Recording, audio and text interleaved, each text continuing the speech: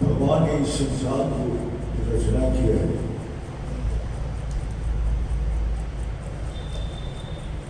इसका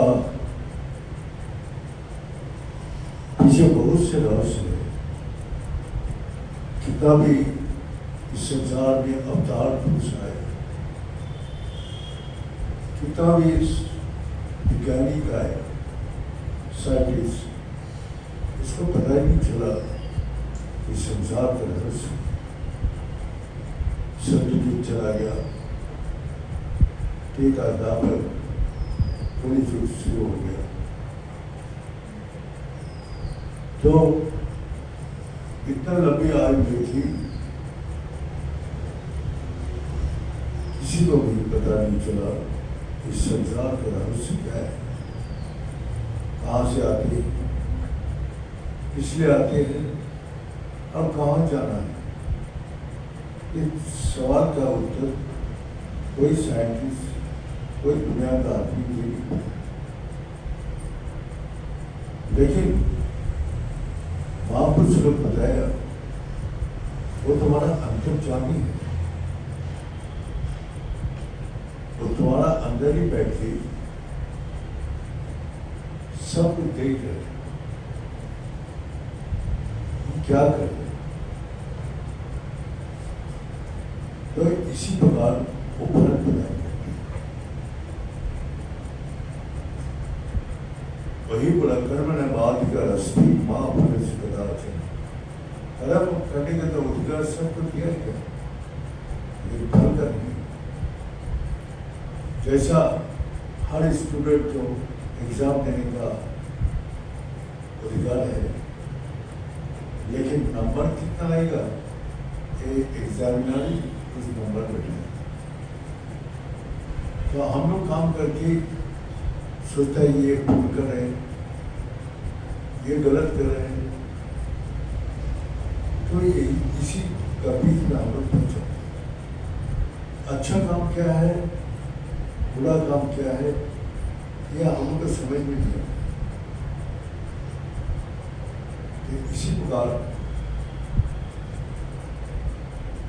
शास्त्र में जो बताते हैं ज्ञानी का लक्षण क्या है,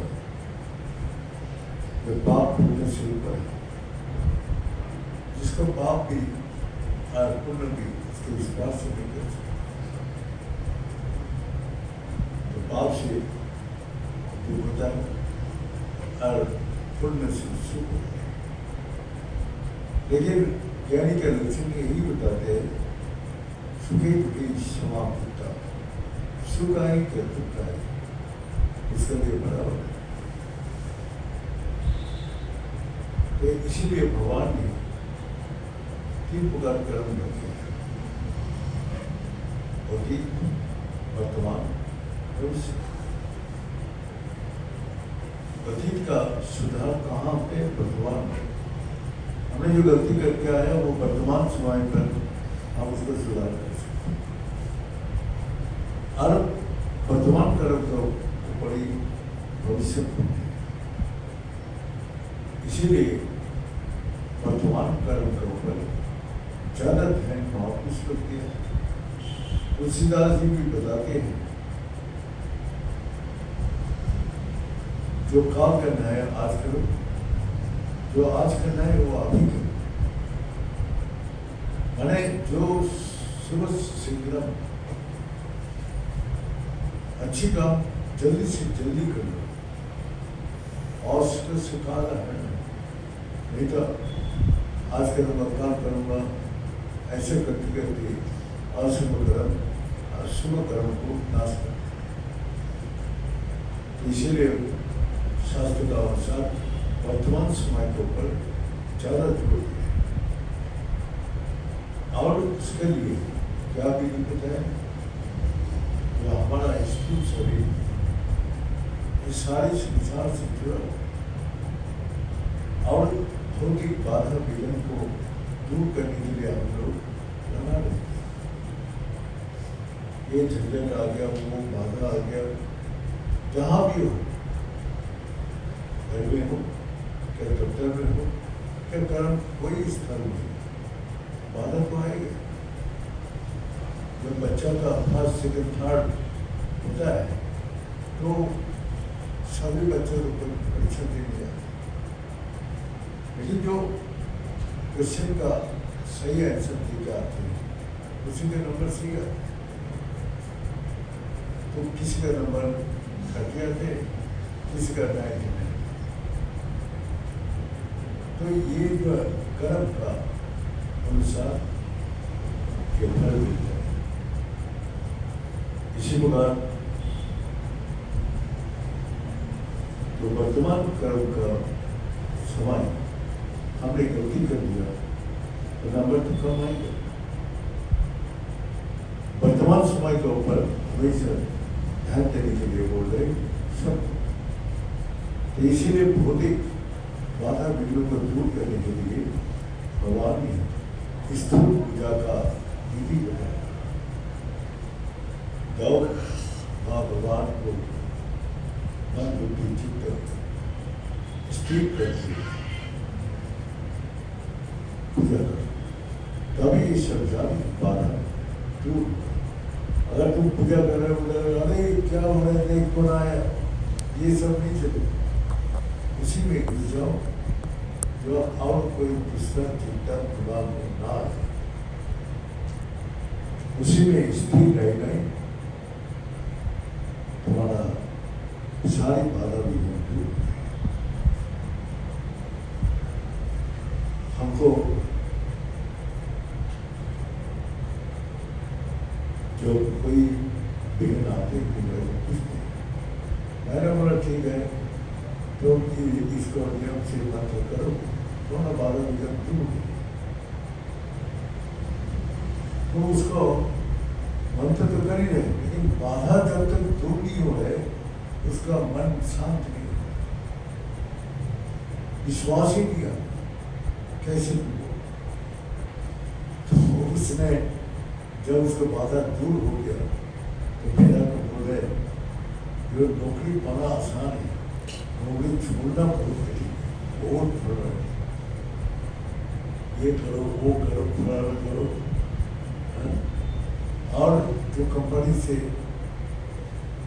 जो ऐसी जो काम नहीं करते उसको अनासील कर देते, उसको लिए बाधा नहीं होती है। ये जो अच्छा काम करते हैं कंपनी उसको छोड़ती है, उसको छोड़ना उन लोग का उत्साह महसूस करते हैं।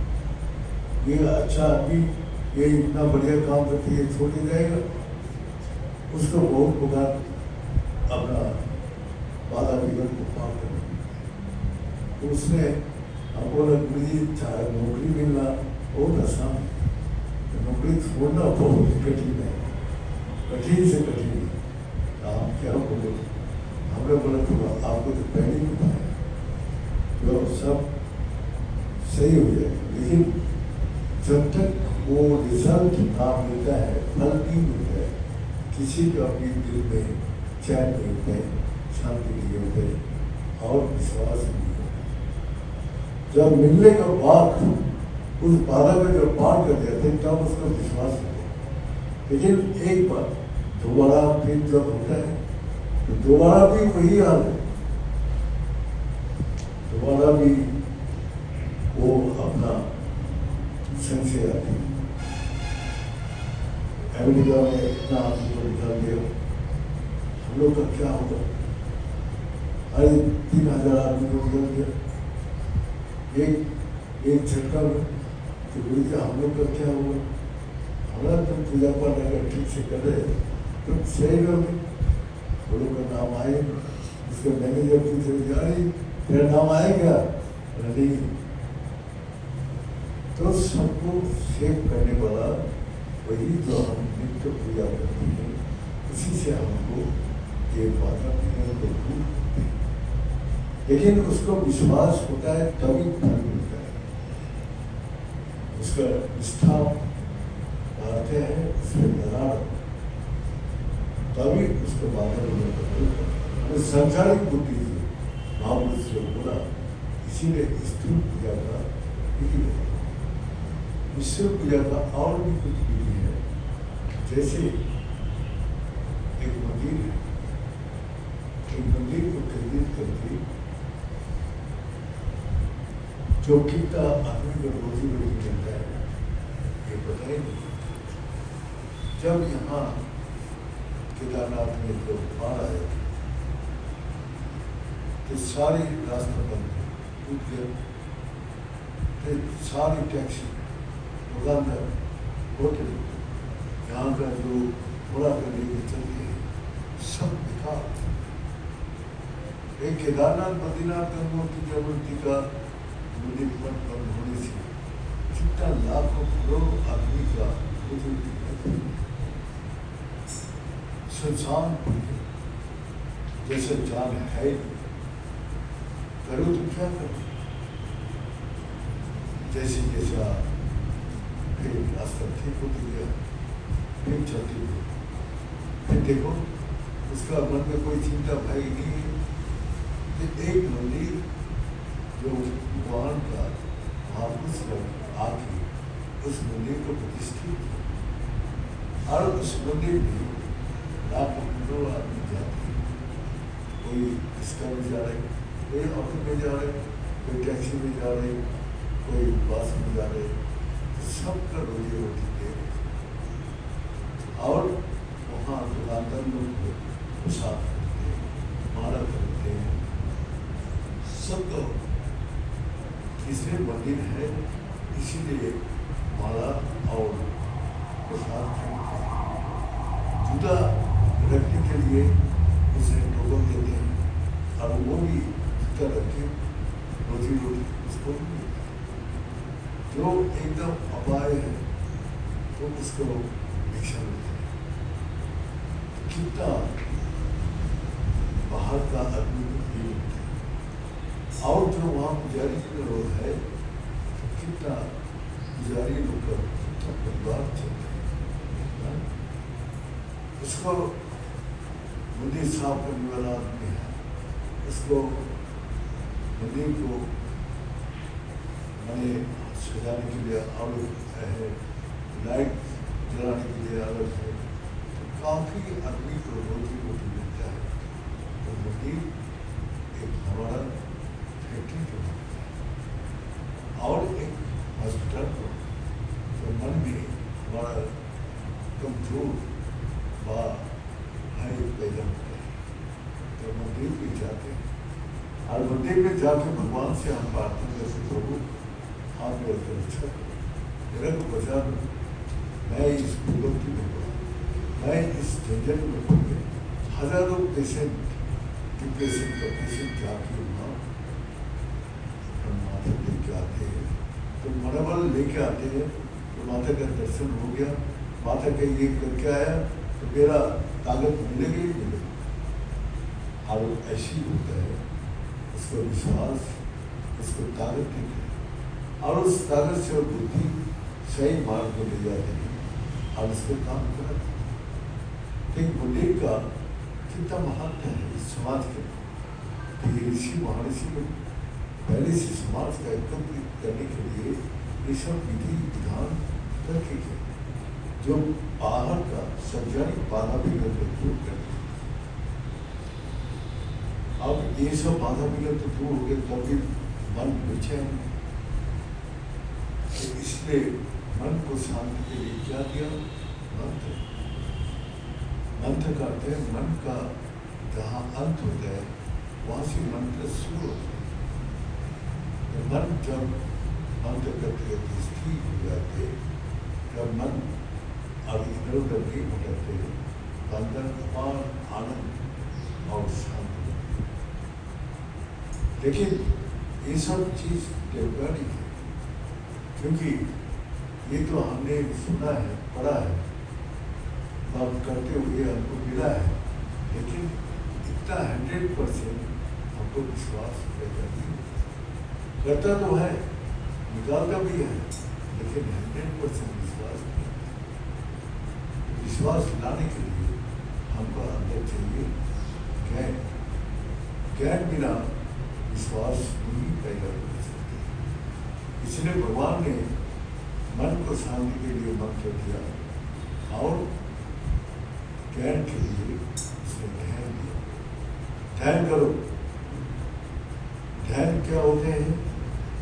जैसा सूरज का किरण को चारों तरफ बंद है, लेकिन कोई रिएक्शन दिखाई नहीं देता, लेकिन एक मैग्नीफाइंग ग्लास में एक बिंदु बना और बिंदु भी हिलता है, कोई रिएक्शन नहीं दिखाई देता। जब बिंदु स्थिर हो जाता है तो वहाँ आग चल जाती है। तो ये हम लोग बचपन में खेलते थे। तो एनर्जी कहाँ से आ रहे हैं? शक्ति तो चारों तरफ है। भगवान बोलते मैं सर्वभूत ब्रह्म, हर जगह में विराजमान, लेकिन उस शक्ति को अनुभूति नहीं होता है जब तक वो बिंदु में स्थिर नहीं। तो इसीलिए बोला है ओंकार बिंदु से नित्य ध्यान योगी, जो वो बिंदु में स्थिर होता है और स्थिर होने से उसको उस ज्ञान मिलता है, जिस ज्ञान से उसको विश्वास और निष्ठा पैदा होता है और वो विश्वास और निष्ठा हमेशा रहती है। उसको ज्ञान जैसे एक बार आ जाते हैं तो वो आप जाते नहीं। ज्ञान हम लोग का अध्ययन करके मिलता है, किताब का अध्ययन करने से, मंत्र पाठ से ज्ञान मिलता है, लेकिन ध्यान से जो अनुभूति होता है वो अनुभूति सबसे बड़ा ज्ञान है। तो इसीलिए परमात्मा अंतिम जाते हैं, वो देखते हैं हम क्या करें। जब स्थिर होता है तभी वहाँ हमारा शक्ति जागृत होता है। जैसा आपने देखा है कि कमल फूल सूरज उगने से खिलता है और सूरज छुपने से बनता है। यही क्रिया सूरज का किरण के साथ चलती है, लेकिन रात को कमल फूल के ऊपर हजारों लाइट उसमें डाल दो, लेकिन खुले वो खुलते नहीं। इसको सूरज का किरण से खुलता है और सूरज का किरण चढ़ाई से बनता है। तो हम लोग का भी साथ साथ एक कमल का मंदिर है, जो प्रेम में हम लोग जिसको प्रेम बोलते हैं, तो वही कमल फूल का मार्ग है। जब ध्यान करते हैं तो वो एनर्जी ऊपर जाके कमर का ऊपर उसको किरण फेंकती है और उस किरण से हमारा जो कमर का जो पत्ती है वो धीरे धीरे टूटता है। जो इस संसार में महापुरुष आए हैं तो वो लोग 7-8 पत्ती उसको खुलते हैं और वो सारा दुनिया को जो भी बोलते हैं वही कार्य में परिणत है। तो यही है जो वहाँ का दिव्य शक्ति, दिव्य ज्ञान, दिव्य आनंद, दिव्य शांति प्राप्त होता है। तो इसीलिए उस संसार में जब पहुँच जाते हैं तो वो चिंता भय से हमेशा मुक्त हो जाते हैं। इसीलिए बोलते हैं श्रद्धावान न प्रतिज्ञान, श्रद्धा वही है जिसको 100% विश्वास है और उसी में निष्ठा से लगा हुआ है, वही इस ज्ञान को प्राप्त कर सकते हैं। तो अध्ययन जैसे बच्चा लोग करते हैं वो चला जाते हैं, क्लास का पढ़ाई अभी पूछो और नहीं बोल सकते, लेकिन पढ़ाई जब करते हैं किताब वो ज्ञान कहाँ जाता है, हमारा अंदर जाता है। कर्म करते हैं उसके ज्ञान कहाँ जाते हैं, अंदर जाते हैं। जब सुख दुख का अनुभूति होता है तो कहाँ होते हैं, अंदर होते हैं। इसी प्रकार जब हमारा अनुभूति होता है तो अपना अंदर होता है और अनुभूति का ज्ञान हमेशा उसको साथ रहे, वही ज्ञान वेद है और वो वेद वही ओंकार से सब वेद का मूल है ओंकार। तो ज्ञान कैसे है, बच्चा को भी एक बार आँख पे हाथ लग जाए तो फिर वो बच्चा हमेशा बोलेगा डर में, हाँ डरेगा, पीछे भागेगा, क्योंकि उसको तो बोध नहीं है। लेकिन एक बार अगर बोध कर दिया उसको, गर्मी से जल गया उसका हाथ, तो फिर उसने दोबारा वो भागेगा। तो इसका ये अनुभूति जो बच्चा तो बोध ही नहीं है, लेकिन अनुभूति उसको बोध करा देती है कि यहाँ हाथ से कष्ट होती है।